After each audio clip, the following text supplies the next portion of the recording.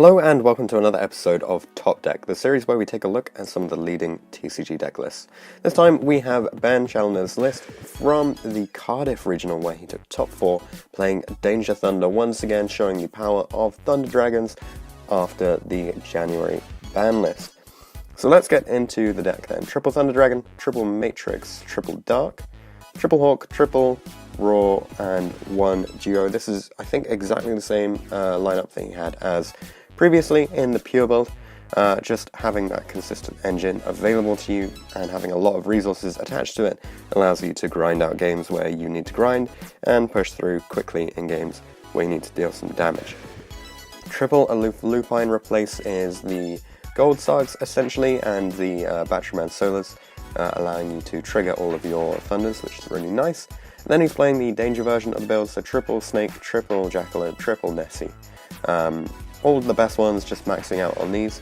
And then double Mothman, 1 Choop, and 1 Bigfoot. So this gives you some additional ability to pump out monsters onto the board, which can fill up for your different extra deck variety options. And it just gives you some extra removal via the Bigfoot as well, since this is searchable removal essentially. And Chupacabra is of course a searchable monster reborn, which is pretty nice too. Then double Destruder, not playing 3 here, and the 1 Meme. Just Yazzie is a silly card, so you may as well play it. Double Wyver Buster, 1 Collapse Serpent for the Chaos Engine alongside the Levianeer and Diabolos, because pulling cards out of the opponent's hand is always good. Then Reborn, Gold Sark, Thunder Fusion, you can recycle this anyway so you don't need more. And then Triple Alert. I believe this is being played even though it's a 46 card list because you need to modulate your hands to not have too many dangers, to not have too many thunders, and even beyond that you can banish your Dark Thunders and get free advantage from there. For the extra deck, Triple Colossus, Double Titan, 1 Linkaribo, 1 Witch's Apprentice, Reaperdocus, Phoenix, Curious, obviously one of the best still, Summon Sorceress, Unicorn, Borreload for the Mirror, Sayuja for just building up massive Chaos boards, and the 1 Yazzie for the silly combos. For the side deck, Double Ash and Double Draw. He decided to play these ratios because it means that you don't oversee anyone in particular.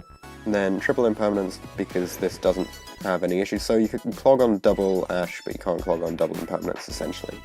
1 Order, Double Eradicator Epidemic Virus. Having this back at 3 means you can just auto-win a series of matchups. You can set it with Curious, set it with the Griffin, and then Triple Evenly, and 1 Borosword for when you need to OTK. So that is it for the list. Let's get his siding strategy up next. So for Thunder Dragons, no changes when going first, and no changes, and then going second, putting in the Triple Evenly and Triple Impermanence so that he can get the searches off and rip up their board.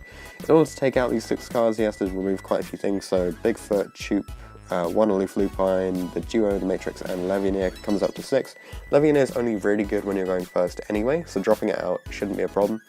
And using Duo in the mirror match isn't necessarily massively advantageous because they probably just have fusions up, so you're not going to be sending them to the grave and getting your additional plays off from there. Against Sky Striker going first, there are some changes here, so putting in the 2 Eradicator Epidemic, the Order, and the Griffin just auto wins here. Taking out the Bigfoot, which obviously does nothing, Choop, which does less than most of the dangers, 1 Destruder and 1 Borreload. So actually keeping in 1 Meme and 1 Destruder here is pretty interesting. And then going second, he's putting in the 3 Evenlies to just wipe the board and the Borosword so that you can OTK them, because it does tend to be that if Sky Striker can assemble ways of dealing with your monsters and just keep resetting the board over and over again, they will outgrind you. So having that Borosword in there just makes things a little bit easier, and taking out the Borreload in order to accommodate that into the deck. The Bigfoot comes out too because they don't tend to have anything face up you actually want to pop. Against Altergeist, 2 EEV and the 1 Griffin going in again, getting rid of the Levianeer, Destruder, and Borreload.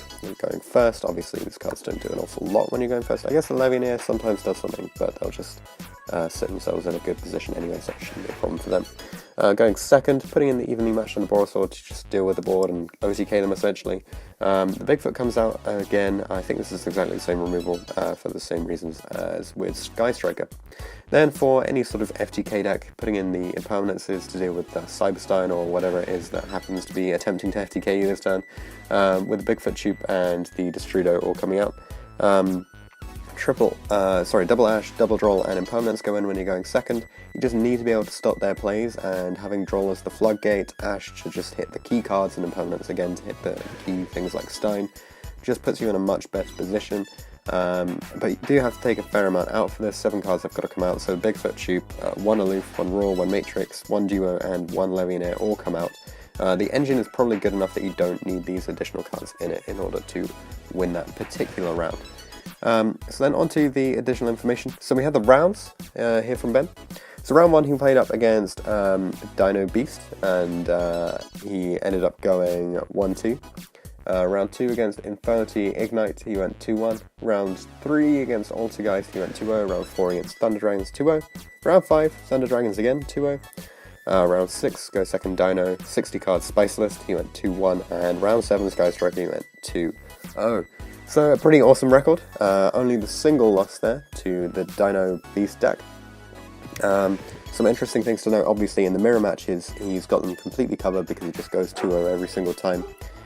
Even against Dinos, he's having a good time where goes against the 60 card list and still comes out on top there too. And obviously Thunder Dragon does well against Sky Striker. So for the additional information from Ben. So he said that the event was really well run by Firestorm Games as always, with excellent judging skills from Ben Lovell. The reason why he decided to play Danger Thunder is because he felt like it had the highest ceiling and was probably the best deck for the format, as it could play through all of the control decks that exist, plus being able to have that control edge yourself. The Aloof Lupine was absolutely broken within the deck as the new change to it. He opened it plus Raw or Egg, and then that just became game if he ever had to be in that situation. However, as far as only running the 2 Destrudo, he didn't like opening multiple Destrudo, and if he couldn't play Yazzie, if he couldn't make the Yazzie play plus, he didn't want to lose in time because of a card that potentially cut down your life points too much in games 2 and 3. In terms of the hand traps, as we mentioned, obviously he didn't want to clog on multiples, so he decided to just play 2 of them. Basically anything he felt like he could clog on, he just decided to play 2 of it instead of 3.